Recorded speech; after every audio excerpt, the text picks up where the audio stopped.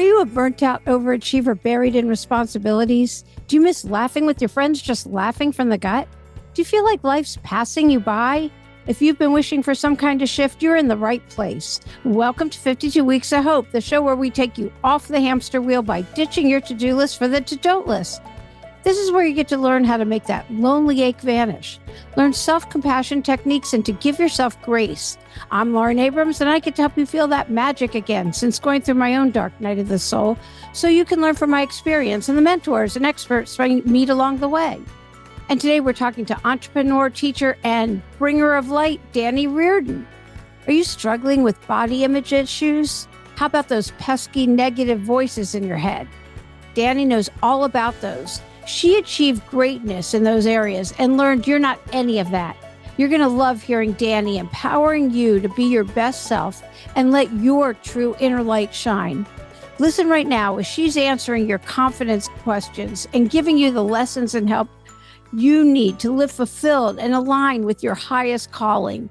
She's a CEO of Conscious Champion and the former super successful bodybuilding champ. Welcome to 52 Weeks of Hope, Dani Reardon.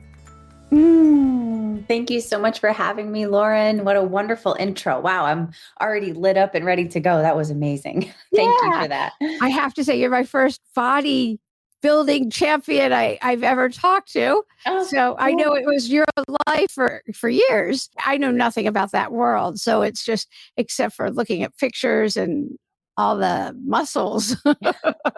And all of that. I mean, and I just recorded an entire episode on confidence and self-confidence and acting like you're the shit and, like fake it till you make it. I mean, I did a whole 7 different ways and affirmations and also just, closing your eyes and taking the pause, just different ways and walking through the fear and how none of it matters. Actually, I didn't say that, but it's so true. Nobody's thinking about you. But I guess that doesn't count in the bodybuilding world, but it's just so interesting to me. But what had you get out of it, I guess, since here you were like a super big deal champion?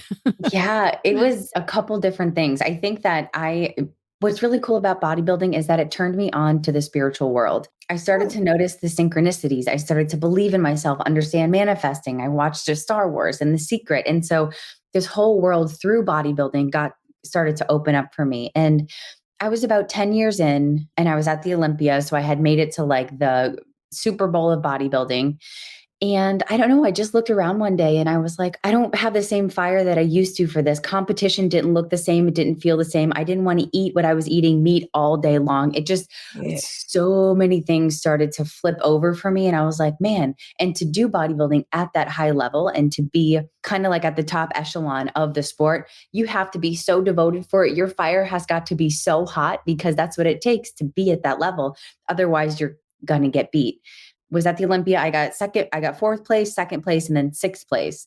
And that 6th place one, I looked around and I was like, I don't know if I really want to do this again. And if I have the same fire. So it was many things. And I think that at that level, all of your energy has got to be in the game.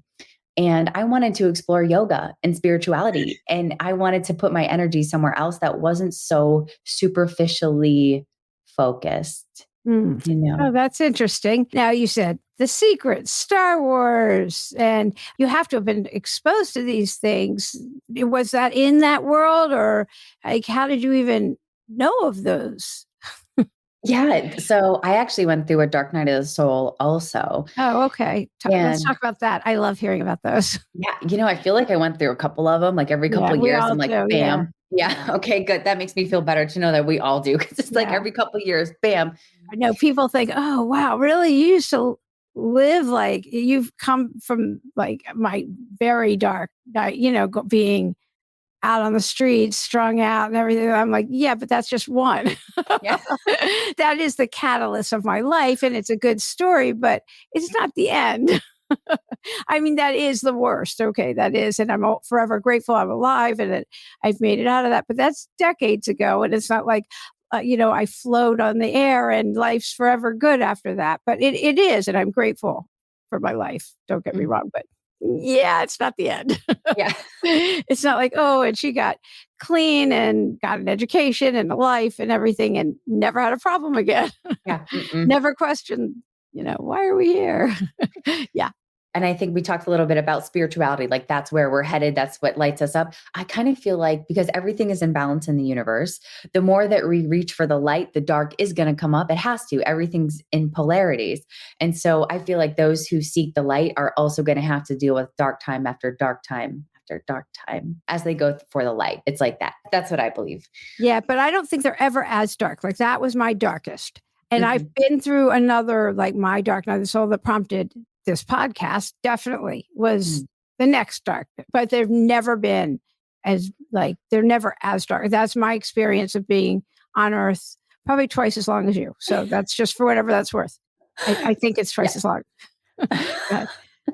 Yeah. And I agree with you. And maybe that speaks to like the evolution and how we go through dark nights, and we go through them a little bit better. So they still are dark, but we're not in the throes, like in the undertow of it as much because we're evolving. But yeah, so to speak to the dark night of the soul, and this is kind of going to be in my TED talk too. So this is kind of what was the catalyst for me really jumping into spirituality and personal development. And Star Wars was just because I had never seen it and I was 24 and I was like, I should probably watch it. And then it was like, so the Dark Knight I was going for the Olympia. So I was trying to go to the Super Bowl of bodybuilding. I was 24 years old, graduated with a master's degree, just got fired from Orange Theory Fitness. Was doing things for love that were kind of betraying my soul. So I was kind of doing things sexually for love. I was afraid that if I didn't do these things that I wouldn't have the love that I wanted from this person. And everything kind of came to a head. So I mentioned the graduate degree because I graduated and I didn't go into the PhD program to pursue bodybuilding. And so it was about 9 months later and I missed the Olympia by 1 point, had just been fired, betraying my soul, was at a party at this beautiful millionaire's house. I mean, it was gorgeous. We were all dressed in white. And I had way too much to drink. And all of this like anger and bitterness and resentment was just right under the surface. And at that party, my pop just popped. I mean, everything came out. And I got arrested. I was in jail for 3 days. I'd never been in jail, never been arrested. I mean, I was 24 years old, drank too much. Like, come on, almost every 24-year-old I know has done that. But I feel like the universe had bigger lessons for me than just a slap on the wrist, go home, deal with your hangover. So because I was making a name for myself with bodybuilding, I was publicly humiliated. It was on the radio, in the Huffington Post, ended up in New York somehow. My mugshot was everywhere. And so after that, I was like, wow, things really have to change. Like I need to set better boundaries. I need to do all of these things differently. So I started to look at personal development stuff on YouTube. When I was home, it was Oprah, Tony Robbins, Eckhart Tolle. So I started to hang out with these people all day long because this is what felt good and right to me. Along that journey, I watched Star Wars and, listening to these people on YouTube, I was like learning about vibration and manifestation and Abraham Hicks and all. And then so I started to watch Star Wars and I was like, oh my goodness, the dark and the light. I was just in the darkness totally. And I understand the power of being a Jedi and resisting the darkness. And the Force is real. The Force is real. Later in the year, I watched The Secret and started to understand how to put that Force to use, how to manifest and believe and work, and then made it to the Olympia. And so it was like a real journey of going from the darkness. And it was 1 year exactly that I had been arrested. So I got like September, 20th or something like that. 1 year to the date, I was flying out to the biggest show in bodybuilding. So it was like a huge, big turnaround for me. Yeah, that's great. That's a good answer for how you got introduced to everything. So when it wasn't fulfilling you anymore, you knew time to pivot. Because that's what we do in life. We pivot. You got your yoga teacher training where you first just doing yoga and you're like, I love this. I want to give it away. Like, how did that come about? Yeah. So the pivot happened and it was so scary because I was so wrapped up in bodybuilding. I didn't even so my nickname was Little Monster Star.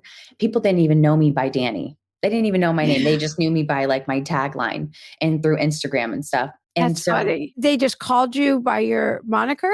Yeah. Mm-hmm.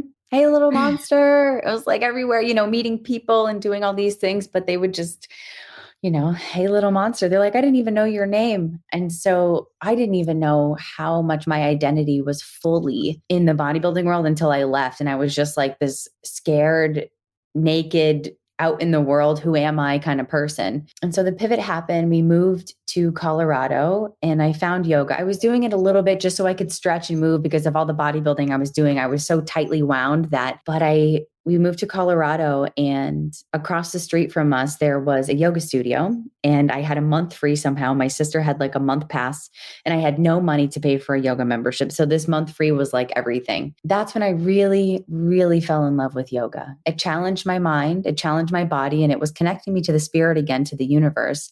And my biggest fear with leaving bodybuilding was that my connection to spirit would be gone and I wouldn't see the numbers anymore. And I wouldn't know how to believe. I wouldn't know what to manifest, because without the Olympia, what do you go for? And so I started practicing. I started to clean the studio so I could practice. And I used to think too, when I was cleaning these toilets at the yoga studio, like, man, I wish people could see me now, like number 2 in the world at bodybuilding, here cleaning locker rooms and the yoga. And I loved every single minute of it because it was my like sanctuary. I was giving back to a studio that had breathed life back into me again and a path to living. And then I decided to get my teacher training certification. Yeah, I'm so happy I did. Yeah. See, and this is how people are like, but I don't know what I'm meant to do, because everyone has their own unique everybody's here for a reason. You're all here for a reason. Everybody, what lights you up? What brings you joy? And you're talking about this right now. That's it. That's it. Your face, your entire being, all of your energy around you. It's while you're talking about it. Thank you. So, thank you. I mean, it's just so obvious. And I love that. And when I saw your Insta, I see you with the kids. So I see you wanting to pass on so much knowledge to kids. And how did that come about? Yeah, great question. So, okay, a little bit of a story here. Yeah, absolutely love that, by the way. And you could see the same joy in you in these pictures with these kids. I know nothing's real on Insta, but it looks real to me. And I think I'm discerning. So go ahead. So during the time when we moved to Colorado, I was like, what am I going to do with my life? Like, I need to make money and I do not want to be a group fitness instructor for the rest of my life. I wanted to get far away from personal training. I mean, I love it, but I'm not here to count reps. I'm not here to make people go to the gym. And I was training people, asking them about their life. Like, I was ruining their workout because I was curious what was going on emotionally and spiritually. So I started this business called Conscious Champion, which we mentioned in the intro. And originally it started out just for athletes, for bodybuilding athletes, to develop a strong mindset and a spiritual connection, because that is one thing that I know for sure the bodybuilding industry is missing is how do we develop a strong mind where we're not comparing ourselves, where we're not judging ourselves constantly, beating ourselves up because of how big or lean or hard we are. Like it's so like doesn't even matter. And for me, the reason why I believe I did so well, I mean, I'm 5 feet tall on stage. I was 115 pounds, doing very well at a bodybuilding show. Like the stats don't really line up. But for me, I feel like it was mental strength and spiritual development. So that's how Conscious Champions started, was me helping athletes learn that. And then it developed into, I ran that course a couple times, 12 weeks. I had guest speakers on from all over the industry, posing coaches, prep coaches, hormone specialists, like all of these things that I wish I knew when I was competing. And then of course the energy worker. So I weaved in a little bit of that pixie dust to everybody. Yeah. Then it developed into the mastermind, which I just finished doing. And that was more into the spirit. So like the masculine, feminine energies, we went into inner child. We went into like, who are we and why are we here? What do we want? So like the bigger, deeper questions. During that time, I had a client of mine who became a friend. That's kind of what happens when people work with me. Like it goes from that, then we're just friends. And her daughter is 10 and was struggling with dance. She was a competitive dance athlete, very, very good, very talented, but she's 10 and starting to feel the pressures of, I want to do well. And I'm comparing myself and having meltdowns before getting on stage and, the 10-year-old things, but then add a heavy competitive feeling onto it. And I started talking with her. We started meditating and visualizing and doing crystals. She did really well this season. We did affirmations, power poses backstage, and it was almost like it gave her like a big sister mentor type. And we talked about mind, body, spirit. Then I started to work with a couple of her friends that also work at the studio with her. And yeah, it's been such an unforeseen joy to work with these kids. And we all have matching chakra bracelets. They're like root chakra, sacral, solar plexus, just starting to learn what all this stuff is. And so now I'm launching my first kids course. and we're going to learn about vibration and a little bit of karma and integrity and doing like these cleanup crew exercises. So with the mastermind, I had everybody clean up the earth, even the adults, but the adults took the kids with them. And like, you know how the universe provides things when we least expect Oh, it. absolutely. The universe just shows up. All you have to do is take an action step, and then I don't know how, but it always happens. Take that action and the universe just follows. It just, everything lines up for you. Go ahead. What happened? And so like people found bags. So right before they would start their walk, there was an empty trash bag waiting for them so they could fill it with trash. And some of the kids found like Monopoly money. And how cool is it to be 8 years old and find like $100 bills of like Monopoly money, right? So it was just this cool thing. And the kids were like, can we do this every weekend? So I feel like kids inherently like to do stuff like that. Yeah. And so that's what just, the kids just kept popping up for me. And so in about 2 weeks, I'm going for it. Yay. Yeah. Wow, that's so great. What's the most common question you're asked? By my clients or by? In general, you tell people what you're doing. Usually it's about spirituality. Lately, it's been about spirit. It used to be like, how do you get arms like that? And now it's like, how are you so happy all the time? And I love that. What do you tell them? Because I trust and I love the wonder and magic of the universe. Yeah. Do you tell them meditation and then? Yeah, I tell them meditate. I mean, I do meditate frequently, but I think that's part of it. I think it's perspective. One of Albert Einstein's, one of my favorite quotes by him is, do you believe you live in a friendly or a hostile universe? Yeah. And I believe I live in a friendly universe. Even if hostile things happen to me, it's a lesson. It's here to teach me and help me grow and evolve. It's my school at that moment. And so I think it's a matter of perspective. Definitely. I keep reminding myself, I hate that I have to put it it's on a Post-it, but a friend of a lot of ours who passed away a month ago, 2 months, whatever. But her thing was, the future is friendly. Remind people that I always said the future's friendly. And I love that. Isn't that great? And I was like, yeah, the future is friendly. So yeah, I definitely love that too. So for somebody who's struggling, they know they're here for a purpose and they're just not taking that leap. What would you tell them? That's so good. You took it. You did it. I mean, you were this famous bodybuilder, and look how happy you are that you did it. What would you tell someone? I would say follow your heart instead of your head. And my biggest thing is follow the good feeling. When I was bodybuilding, it didn't feel good anymore. What felt good to me is nature, exploring with psychedelics, moving to Colorado. My sister was there. And so for me, those were the things that felt good to me. And I didn't know where I was going to end up. I didn't even know yoga was going to be waiting for me there. But I followed the good feeling to leave and go for it. And even with Conscious Champion, following the good, for me to be an online coach and even now to leap with the kids instead of working with adults, I would say follow the good feeling. And the word purpose and even passion can feel very like judgmental or daunting almost, because there's like big stuff attached to it. But I would say like try on stuff like you're shopping, like you're trying on clothes, because some things, affected shirts will fit you perfectly, but you don't know if you don't try. Yeah. I also, what you said before about trust, like that's how you're this happy, is the trust. And how your intuition, your inner guidance, how do you listen to that? I saw you just closed your eyes and took a moment before you answered the last question. I would think the pause seems to be one of your ways, is what I'm noticing. Yeah. I could get better at the pause because my energy is very excited and I can't wait to answer and talk. Yeah. So I think it is definitely pausing and listening, like feeling for where it's coming from. Is this coming from an ego spot where I think this is what people want to hear from me? Or is this coming from something that's true and like a lived, felt wisdom experience that I've had? And then also learning when I didn't listen to my intuition and I kind of got slapped around a little bit. Yeah. I was listening to something. I don't remember when you said this. It might be from your very first podcast episode. You said you went through yoga teacher training. You were super lost, confused, and so much pain. You didn't know who you were or what to do. And that yoga gave you a path to walk, which I thought was so beautiful. And it reignited a light and a spiritual connection in you. Yeah. And it's been 2.5 years since you said that. And I thought that was really interesting. And so that's 2.5 years ago. Are you still on that path and further in? Yeah. Yeah. I was going to say all of that still rings true. I was like, did I say that today?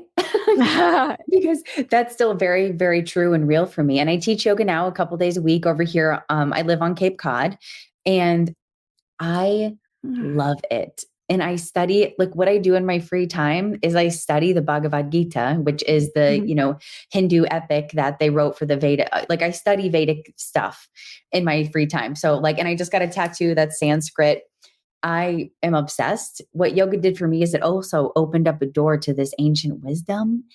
And when I teach, not only do I get to geek out, I love the mantras. I listen to them in my car. Like when I'm not doing yoga, this is what I listen to normally. And so it's opened up a path for me. And when I'm teaching, it's almost like I'm orchestrating the energy. I talk about the different, Hindu gods and goddesses, like Hanuman is like a big deal for me right now. And so during that, we'll have different poses. I tell different stories. We have different chants and different music that I listen to, that I play.